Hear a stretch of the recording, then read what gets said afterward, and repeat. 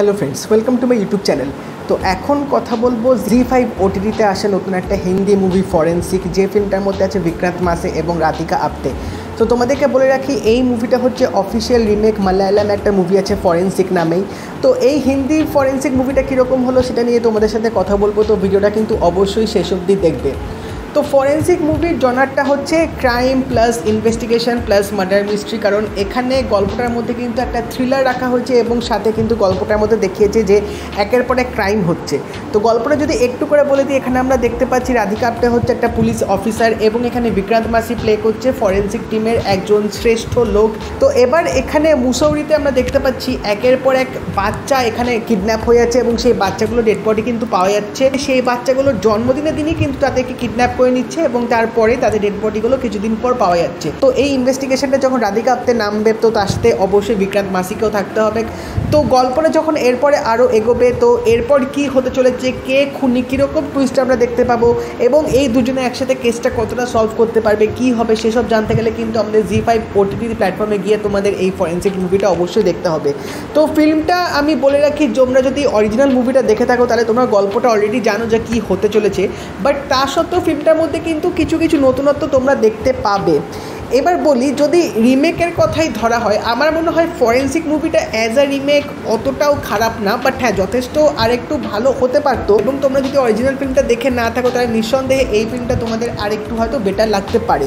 তো পজিটিভ দিক নিয়ে যদি কথা বলি, ফিল্মটার প্লটটা কিন্তু সত্যিই বেশ ভালো, বেশ একটা এনগেজিং প্লট কিন্তু রাখা হয়েছে এবং যেহেতু ফিল্মটার রান টাইম অতটাও বেশি না, 2 ঘন্টার মতো, তো 2 ঘন্টা একটা টান টান উত্তেজনা থ্রিলার ফিল্ম কিন্তু তোমরা পুরোপুরি উপভোগ করবে এবং এখানে যেভাবে রহস্যগুলো ভেদ করবে, যেভাবে ইনভেস্টিগেশনটা চলবে এবং এই যে ক্রাইমের পুরো ব্যাপারটা যেভাবে হচ্ছে সেটা কিন্তু তোমাদেরকে একদম স্ক্রিনের মধ্যে এনগেজ করে রাখবে। অ্যাক্টিংয়ের দিক থেকে যদি বলি, এখানে দুটো যে লিড ক্যারেক্টার আছে বিক্রান্ত মাসি এবং রাধিকা আপ্তে, তাদের ক্যারেক্টারগুলো যেভাবে দেখিয়েছে সেগুলো তোমাদের বেশ ভালো লাগবে দেখতে।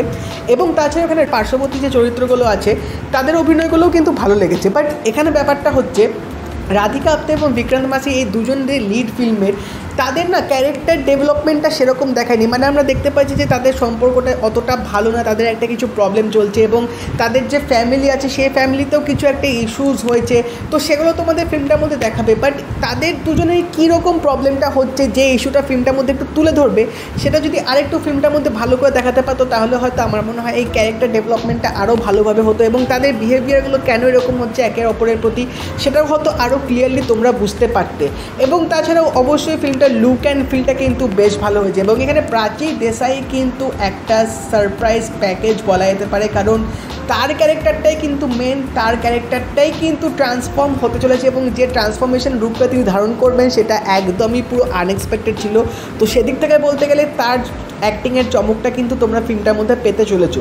এবং অবভিয়াসলি এই পুরো থ্রিলারটাকে যেভাবে কম্প্যাক্ট করে দেখিয়েছে, একের পর এক যেভাবে মার্ডারগুলো হচ্ছে বা যেভাবে ইনভেস্টিগেশন প্রসিডিওরটা চলছে, যেহেতু স্ক্রিন প্লেটা একটু ফাস্ট ছিল তো সেই জন্য কিন্তু তোমরা অতটা তোমাদের মাথা ঘামাতে হবে না।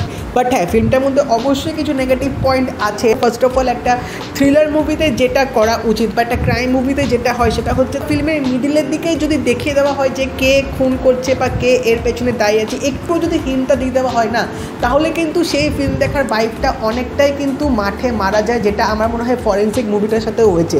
কারণ ফিল্মটার মিডিলের দিকে তোমাদের একটু দেখিয়ে দেবে যে কে এর পেছনে আছে, যদিও বা এখানে একজন, এখানে কয়েকজন এই মার্ডারগুলোর পেছনে আছে। তো এখানে এক এক করে যখন সবাইকে দেখানো শুরু করবে, যে রিভিলটা হবে, তখনই কিন্তু মনে হবে যে না, এটা এখনই দেখে দিল, এটা আর একটু পরে দেখালে হয়তো পারতো। তো তারপর থেকেই না তোমাদের প্লটটা পুরোপুরি প্রেডিক্টেবল হয়ে যাবে, তোমরা বুঝতে পারবে যে কী হচ্ছে বা এরপর কী হতে চলেছে যদি তোমরা এই জনারের মুভিগুলো বেশ ভালোভাবে দেখো। তো এই একটা ফ্যাক্টর কিন্তু এই মুভিটার মধ্যে একটু প্লে করেছে। যেখানে প্রাচী দেশাই যে ক্যারেক্টারটার ব্যাপারে বললাম, তার ক্যারেক্টারের ট্রান্সফরমেশনটা মানে যেভাবে জিনিসগুলো দেখাচ্ছিল, আমার না ওইটাই একটু বিলিভ করতে কষ্ট ছিল, কারণ ফার্স্ট অফ অল তার মেকআপটাই এমন ছিল, তো সেটাই না আমি একদম ডাইজেস্ট করতে পারিনি। তো পুরো ওই সিনগুলো যখন দেখাবে তখন প্রচণ্ড রকমের অড লাগবে, কারণ আমার মনে হয় যেখানে এই ক্যারেক্টারটা যেভাবে এখানে দেখানো হয়েছে আরেকটু অন্যভাবে বা আরেকটু ভালোভাবে হয়তো দেখাতে পারতো, কারণ এই ক্যারেক্টারের ট্রান্সফরমেশনটা আমার কিন্তু সেরকম বিশ্বাসযোগ্য লাগেনি। তো ওই পার্টটা সিরিয়াসলি আমার প্রচণ্ড কিন্তু অড লাগছিল। এবং তাছাড়াও এখানে যে খুনটা করছে তার মনোভাব কী, তার এরকম করার কারণটা কী, কী সাইকোলজিক্যাল ব্যাপার চলছে, সেটা কিন্তু ইন ডেপথ বা ইন ডিটেল কিন্তু ফিল্মটার মধ্যে দেখায়নি। সেই জিনিসটা নিয়ে কিন্তু অতটাও চর্চা করা হয়নি, যার জন্য তোমরা বুঝতে পারবে না যে তার মানসিক অবস্থা কী, কেন তিনি এই কাজগুলো করছে, কেন তিনি হঠাৎ করে এরকম কাজগুলো শুরু করলেন, সেই ডিটেলটা কিন্তু ফিল্মটার মধ্যে একদমই দেখায়নি, যেটা আমার একটু ইনকমপ্লিট লেগেছে। কিন্তু সত্যি বলছি ফিল্মটা অ্যাজ আ রিমেক কিন্তু আমার অতটাও খারাপ লাগেনি। হ্যাঁ, আরেকটু ভালো হতে পারতো, বাট সিরিয়াসলি আই এনজয়েড। হ্যাঁ, তোমাদের হয়তো কিছু কিছু জায়গায় গিয়ে প্রেডিক্টেবল মনে হতেও পারে, বাট তাও যেহেতু স্ক্রিন প্লেটা বেস্ট ফাস্ট ছিল এবং এক্সিকিউশনটা ঠিকঠাকভাবে হয়েছিল, তো তার জন্য হয়তো তোমরা এই ফিল্মটা হয়তো এনজয় করবে। সিনেমাটোগ্রাফি ওয়াজ কোয়াইট গুড, মানে মুসৌরির জায়গাটাকে যেভাবে তুলে ধরেছে সেটা কিন্তু ফিল্মটা একটা আলাদা টাচ অলরেডি এনে দেবে।